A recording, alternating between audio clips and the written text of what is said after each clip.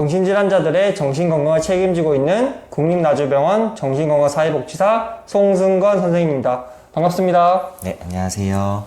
네, 국립나주병원 의료사회사업과에서 근무하고 있는 송승권입니다. 취약계층을 보호하거나 복지에 도움을 주는 것이 사회복지사라고 알고 있는데요. 정신질환자들한테 사회복지사가 있다는 건 처음 들었거든요. 정신건강사회복지사는 무엇을 하는 사람인가요? 우리나라 보건복지부에서는 정신건강과 관련된 전문가로 정신건강 전문요원이라는 자격을 부여하고 또 전문가로 인정하고 있는데요. 이 정신건강 전문요원에는 정신건강사회복지사, 정신건강간호사, 정신건강임상심리사, 정신건강작업치료사 이렇게 4직종이 있습니다. 그 중에서도 정신건강사회복지사는 정신질환으로 치료를 필요로 하는 환자와 그 가족들에게 상담, 심리사회적 사정, 정신재활 프로그램 운영, 정신건강과 관련된 정보 제공과 자원연계 등의 서비스를 제공함으로써 건강한 삶을 누릴 수 있도록 돕는 전문가라고 할 수 있습니다. 정신건강사회복지사가 하는 업무가 굉장히 많은 것 같은데 구체적으로 어떤 일을 하시는지 한번 설명 한번 해주실 수 있으실까요? 네. 정신건강사회복지사는 일하는 곳이 어디느냐에 따라서 조금씩 업무의 차이가 있기는 한데요. 어디서 일하든 기본적으로 정신질환을 앓고 있는 환자와 그 가족분들을 위해서 다양한 노력을 한다는 것은 같을 것 같습니다.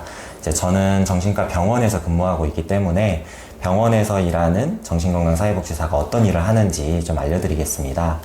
먼저 정신병원에서 근무하는 정신건강사회복지사의 대표적인 업무로는 심리사회적 사정, 그리고 사회복지 서비스 지원, 그리고 수련생 양성, 정신재활 프로그램 운영 이런 것들이 있습니다.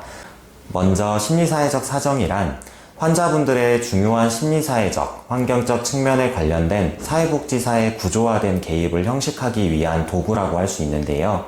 정신질환이 한 가지 사건이나 문제만으로 발병하는 것이 아니기 때문에 환자를 치료할 때에는 그 환자분이 어떤 삶을 살았는지 또 주변 환경으로부터 어떤 영향을 받고 살아왔는지 잘 알아야 됩니다. 이를 위해서 개인력 조사나 현병력 및 과거 병력 조사, 가족력 조사 등을 실시하고 이를 심리사회적 사정이라는 보고서 형태로 작성해서 다른 치료진들과 공유를 하고 있습니다. 두 번째로는 사회복귀를 위한 서비스를 제공하고 있습니다. 우리가 사회 안에서 살아가듯이 정신질환자분들도 적절한 치료가 끝나면 이제 사회로 돌아가서 지역사회 내에서 생활을 하셔야 합니다. 그러나 그 사회적 편견이라든지 치료 이후에도 좀 잔존하는 증상들로 인해서 지역사회에 잘 적응하지 못하는 경우가 있습니다. 정신건강사회복지사들은 환자분들이 퇴원 후 지역사회에서 잘 적응하고 안정적으로 지내실 수 있도록 함께 퇴원 계획이라는 것을 좀 같이 하고 있고요. 이 과정에서 정보 제공이나 자원 연계 등의 도움을 주는데요. 이 모든 활동을 지역사회 복귀 서비스라고 할 수 있습니다. 세 번째로는 수련생 양성을 하고 있습니다. 우리 병원은 보건복지부에서 인정한 수련기관으로 등록이 되어 있는데요. 매년 3명의 정신건강사회복지 수련생을 양성을 하고 있습니다. 그래서 저는 슈퍼바이저로서 수련과 관련된 교육을 하고 또 슈퍼비전 등을 하고 있습니다. 이 외에도 병동에서 정신재활 프로그램 운영이라든지 지역사회 협력을 위해서 지역사회 간담회를 운영을 한다거나 가족교육, 동료 지원과 양성 등을 하고 있습니다. 지금까지 정신건강사회복지사가 하는 구체적인 일에 대해서 자세하게 설명드렸는데요. 이러한 업무를 하려면 상당히 많은 과정을 거쳐야 될 것 같아요. 선생님처럼 정신건강사회복지사가 되려면 어떻게 해야 되나요? 먼저 사회복지사 1급 자격이 있어야 합니다. 사회복지사 1급 자격은 대학교 사회복지학과를 졸업하거나 학점은행제 등으로 사회복지사 2급 자격을 취득한 후에 사회복지사 1급 국가고시에 응시해서 합격을 하게 되면 사회복지사 1급 자격을 받게 됩니다. 이후에 보건복지부령으로 정한 정신건강사회복지사 수련기관에서 상근 또는 비상근의 형태로 1000시간의 동안 임상 수련을 받으셔야 합니다. 이렇게 수련을 마치면 정신건강사회복지사 2급 자격을 받게 됩니다.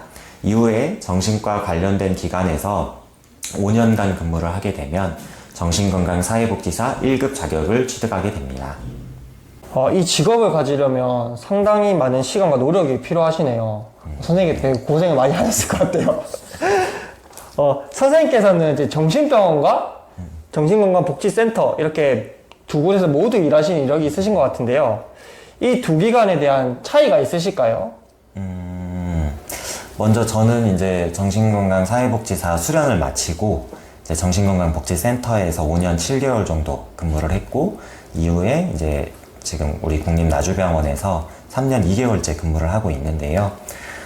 정신건강복지센터에서는 정신질환을 좀 조기에 발견해서 좀 치료를 받을 수 있도록 돕는다거나, 어떤 치료 이후에 그 지역사회에서 환자분들이 안정적으로 생활할 수 있도록 사례 관리라는 것을 주로 했었습니다.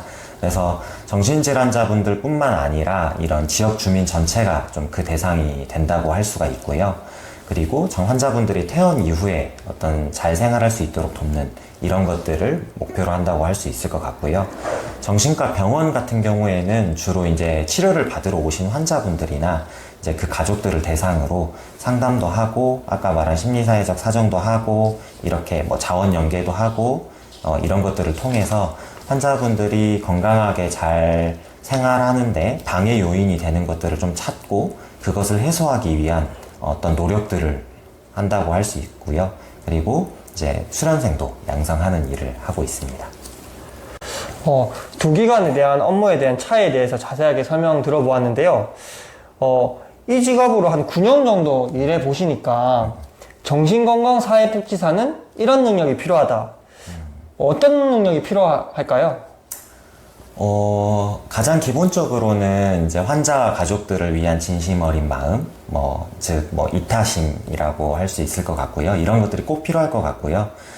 그것과 별개로 또 전문성이 또 잘 받쳐져야 된다고 생각을 합니다. 따뜻한 마음으로 환자와 가족을 돕고자 하는 마음이 당연히 있어야겠는데, 다만 이런 마음으로는 다양한 욕구를 가지고 있는 우리 환자분과 가족분들에게 필요한 도움, 실질적인 도움을 주기에는 좀 어려움이 있습니다. 그래서 이제 환자와 가족을 도울 수 있는 다양한 어떤 자원도 알아야 되고, 그걸 또 잘 연결할 수 있어야 하고, 또 어느 정도의 정신의학적인 지식과 약물에 대한 지식, 그리고 정신건강복지와 관련된 법이나 제도, 이런 것들을 잘 알고 있어서 환자분들을 에게 잘 알려줄 수 있어야 될 것 같고요.